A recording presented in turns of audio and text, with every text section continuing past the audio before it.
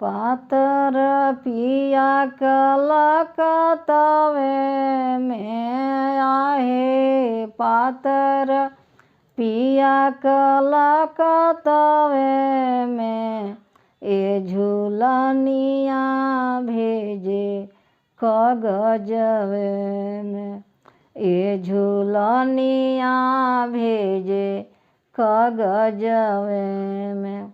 झूलनी गराए मोहि के भेज दिहले आहे, झूलनी गराए मोहि के भेज दिहले। बंगलिनिया लो भैले मोहि के तेज दिहले, बंगलिनिया लो भैले मोहि के तेज दिहले।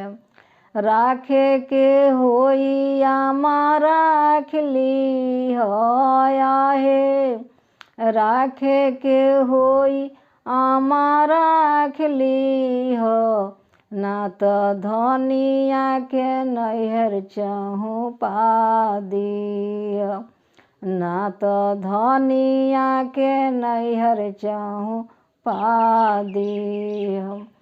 पातर पिया कलकतवे में आहे, पातर पिया कलकतवे में ये झुमकावा भेजे कागजवे में, ये झुमकावा भेजे कागजवे में।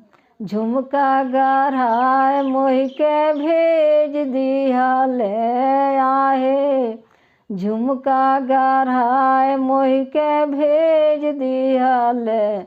बंगलिनिया लो भैले मोहि के तेज दिहले, बंगलिनिया लो भैले मोहि के तेज दिहले।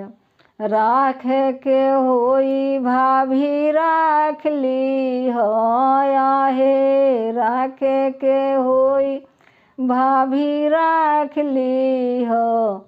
ना तो धनिया के नैहर चहु पा दीह, ना तो धनिया के नैहर चहु पा दीह। पातर पिया कलकतवे में आहे, पातर पिया कलकतवे में ये नथियावा भेजे कागजवे में, ये नथियावा भेजे कागजवे में।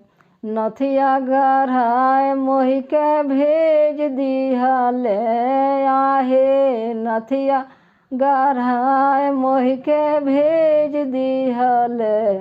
बंगलिनिया लो भैले मोहि के तेज दिहले, बंगलिनिया लो भैले मोहि के तेज दिहले।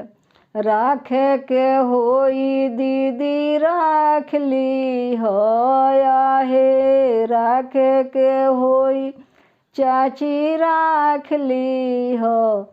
ना तो धनिया के नैहर चहु पा दीह, ना तो धनिया के नैहर चहु पा दी।